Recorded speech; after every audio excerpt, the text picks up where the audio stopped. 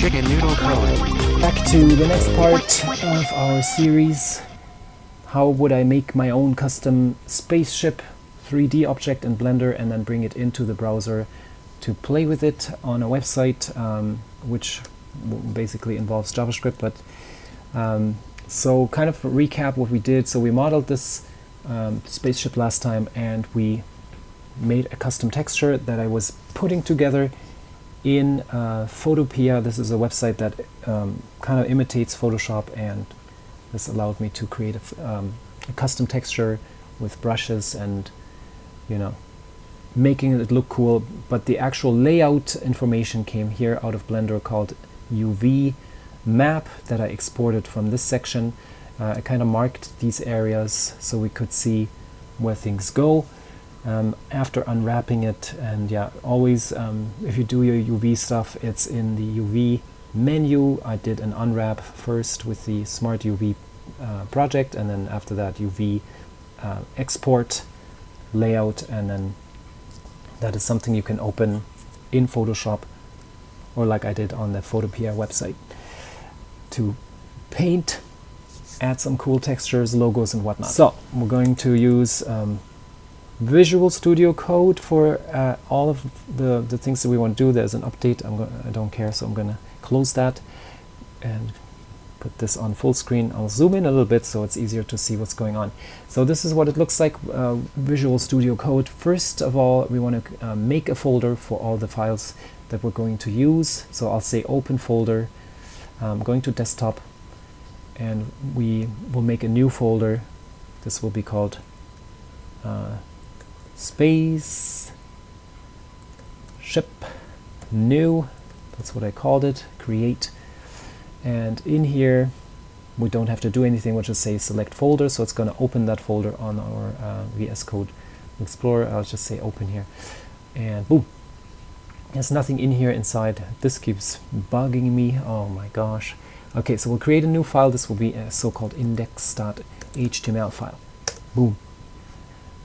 So nothing in it right now. I'm going to go to a website called 3JS. So that's what we're using. This was the script of the spaceship I showed you at the beginning.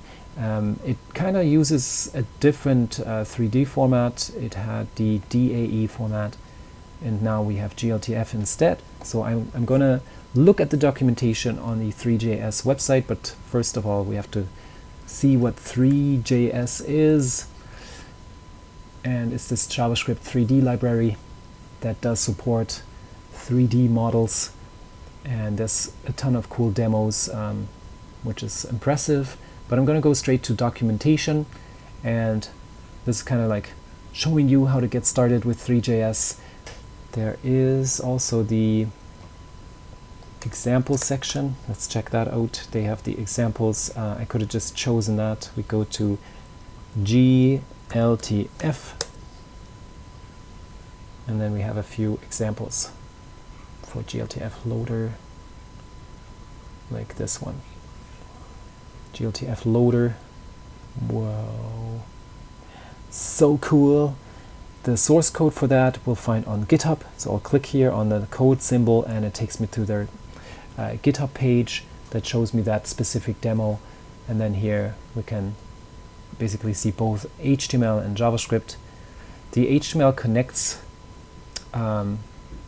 basically to the library for 3JS, and then it kind of uses the import map to load other modules and so-called JSM files, JavaScript modules. The script itself has to run as a module, so this is very important. And so if we externalize the JavaScript, we have to make sure it does the same. Otherwise you don't have access to import, and that would break your JavaScript. There's a workaround, but I'm not going to get into that. Anyways, I'm going to now go to raw to get access to the full code. Back to VS Code, and I'll paste that in. And it's a little bit messy looking, so instead I'm going to say I want to have an additional JavaScript file. So I do recommend making a folder for that. We'll say new folder JS. Inside goes the app.js file.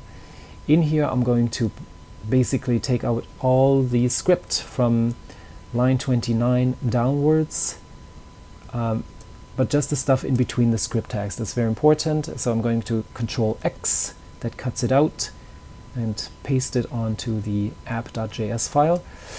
Now it kind of fixed the formatting as I pasted it into using 4 spaces instead of tabs. I do like that better. Also the indentation has been fixed on that, which is due to the fact that I have probably the prettier extension installed.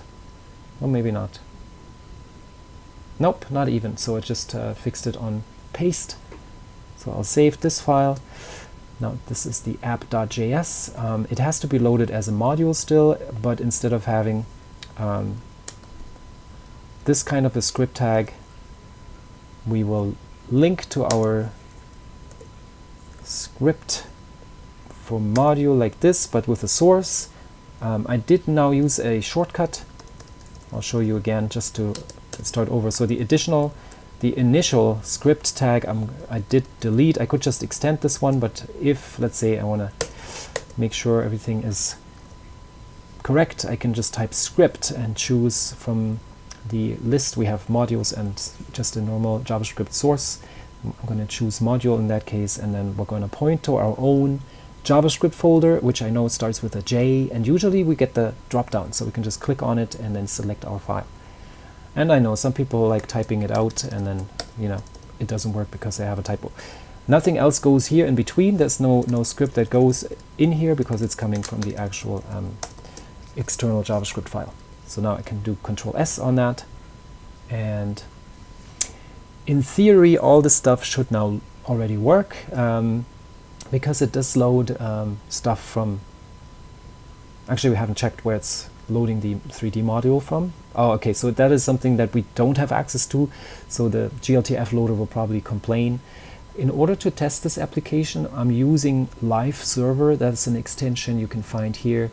If you search in the extension section, Live, and then Server, it's the one with the purple symbol, or pink and purple, and then this allows you to run web content that requires a web server in order to connect to load things like modules directly offline.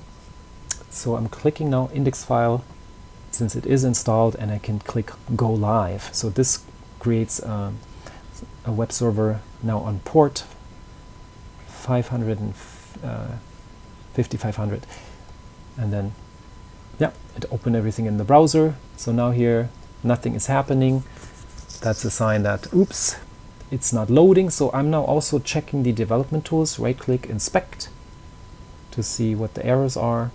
In Firefox, I do love these development tools better than the ones in Chrome, but this is just a preference. You'll get the same in Chrome. Right now it says loading failed of all this stuff, and then also it's trying to load the modules from offline, which I didn't even download. So we might have to swap them out for the online version that is coming from a CDN. All right, so that's maybe one of the issues. It's trying to load the 3.js stack from my local machine, and I don't have it, so I didn't download it.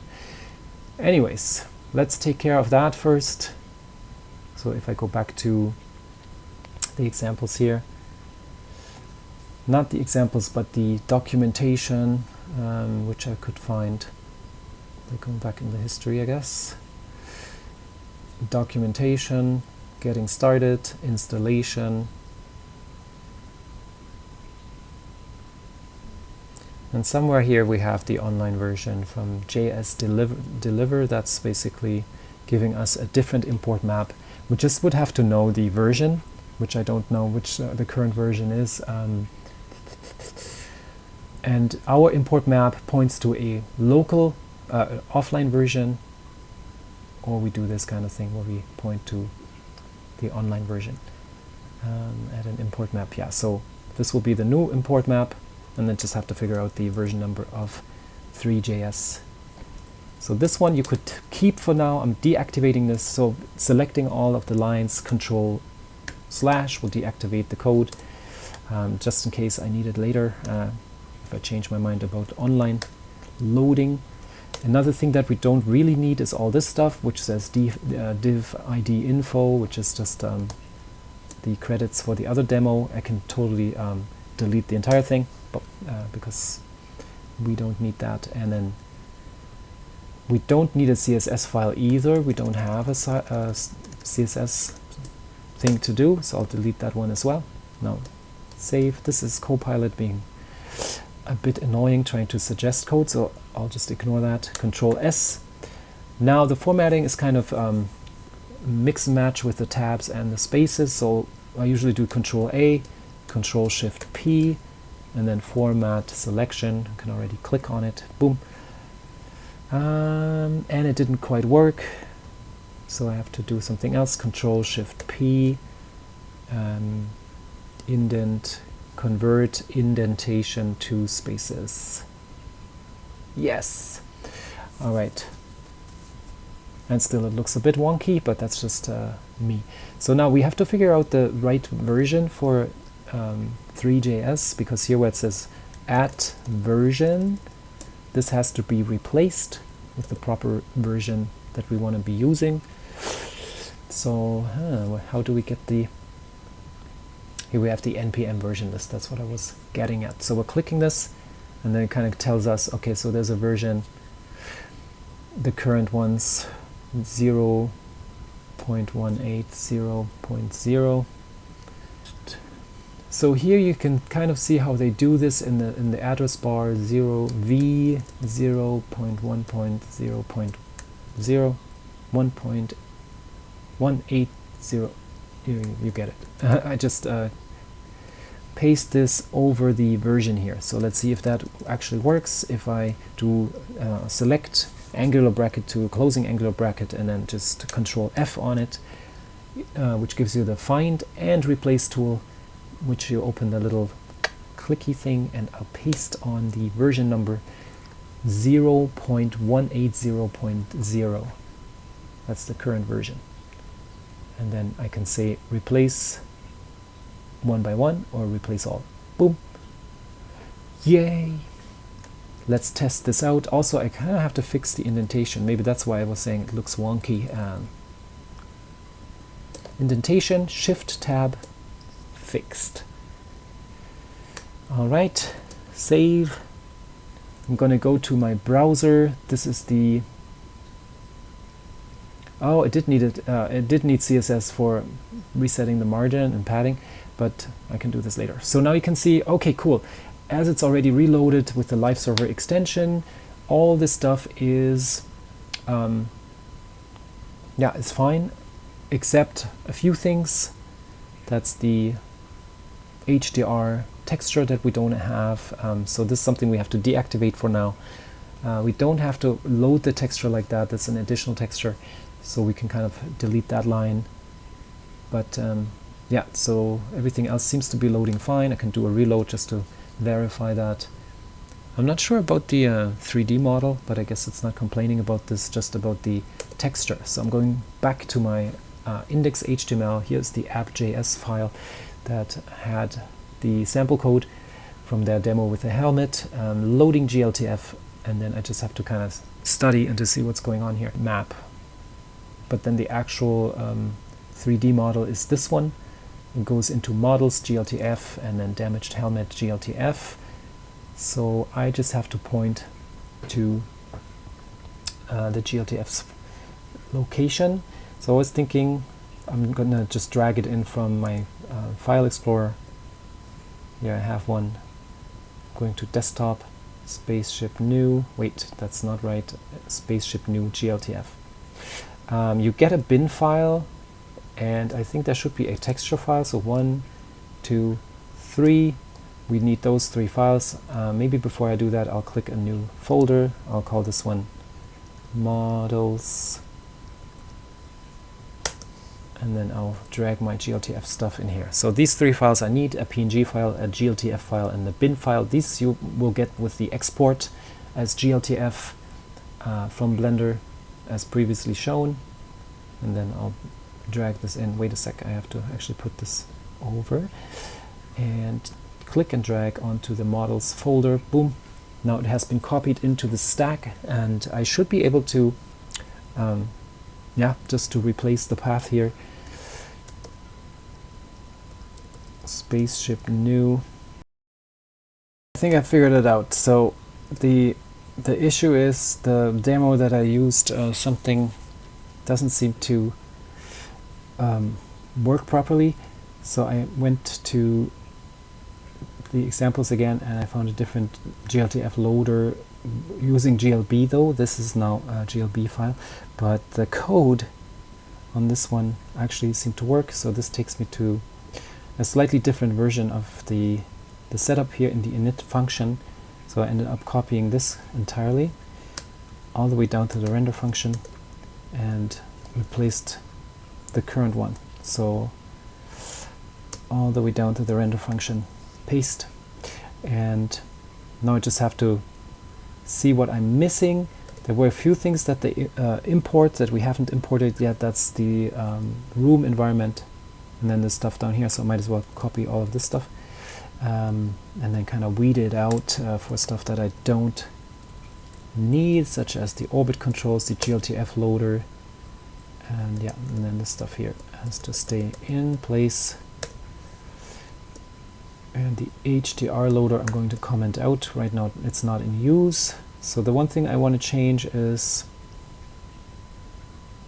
the glTF. You can see here this is models/glTF. I don't have a glTF folder, so I'll delete this one. In here I have a different file name, not coffee mat material. It's spaceship -new .glTF, and regardless of GLB or glTF, it will take both in this with this current glTF loader, so that's good to know. Yeah, so once I did that, suddenly the spaceship actually shows up in the browser. It's just super tiny, look at that. And we also get that nice grid here. I can't seem to zoom in further either, so I kind of have to like figure out the minimum distance, which is set to 400. That's quite far away, so we could say make it closer, like 4. And then I can get much closer to the 3D object. It's still like hard to find, which has to do with its scale. So we could just scale up the entire 3D model. So let's do that, glTF. And it kind of gives us a suggestion here. Scale set 1010. So that's basically Copilot telling us exactly what we want to do. Maybe because I already did that, but the like I tested it, so it kind of remembered, which is interesting. glTF.scene.scale.set, and then we got X, Y, Z. We could squeeze and stretch it if we wanted to alter the proportions a little bit, but like I said, this is now making it much bigger. And still, it's kind of further down. We'll set this to 40, so it goes to sit back a little. Maybe I'll scale this up even more, 20 times. And then, yeah, we'll get to see it here. Oops, we're real close now. Yay! The grid part, though, as we saw, is right there in plain sight. In the init function we have a scene, and then we've got the grid to set that up. I could now say I don't care, I can not add it to the scene, and then it's like this. For the scene we could also choose a different background color. This is something you can change here on the scene. That will change the gray to a white, let's say 6 times F, and you'll get a white background. I'm still pretty close when I'm zoomed in. Max distance set, I usually try to go with more. I'm going to zoom out a little. Controls target set. I don't know if that helps. No, I'm too close. Why is it so far up? Maybe it's the -16 here. -6, let's see what that does. Okay, so this is a little bit better. When I first see the 3D model being loaded, and that's like a lot of, you know, just playing with those numbers to see what they do. At the same time, yeah, we could just probably position the, you know, the object at 0. How about that? This is the Y. Position Y. We could also use a different syntax for this. Now, instead of doing Y, X, Y, Z separately, we'll just say glTF scene set position. See, it comes up. It's like reading my mind. It's crazy. Oh no, it's glTF scene. So it's position set. All right. Yay, this works. Cool. So now the initial zoom, I was saying that the camera is pretty close. I can make it go away, but what's this? Is it too close now? Let's do 1000 then. All right, that makes more sense. So 1000 is too far away, so let's go with the middle ground, 500 here. For camera position dot set, so this is the same syntax as we just used. Awesome. And then it's like, oh, cool. Wow. So we have successfully imported our 3D model to 3JS, and it runs in the browser. The white line that I was talking about earlier, it's just the padding or margin that needs a reset. I kind of don't see it anymore because we changed the background color to white. But if you want to do that, we can quickly add some CSS up here to do a basic reset. So I'll say style in the HTML. And oops, sorry, that was Copilot. I'm just gonna custom code this one. It's a star. Yeah, that's exactly it. Margin and padding 0. This will reset those ugly borders. If we change the color slightly, let's say here we have a 0, 0, quadruple F. There's no white edge, it's all full screen. Cool. So next time we'll add some controls so we can actually fly that thing in the browser, and some sounds. That'll be super fun. There's one of the libraries to quickly animate movement. That's the GSAP library, GSAP JavaScript, which we could utilize, making things a lot easier in terms of transitioning, translating, XYZ animating, and it kind of works with anything in, let's say, HTML, so we can just move stuff, HTML objects, but also in JavaScript, in the context of WebGL, we can move objects around with the same library, which is awesome. So we'll test that out next time. Chicken noodle code. Chicken noodle code.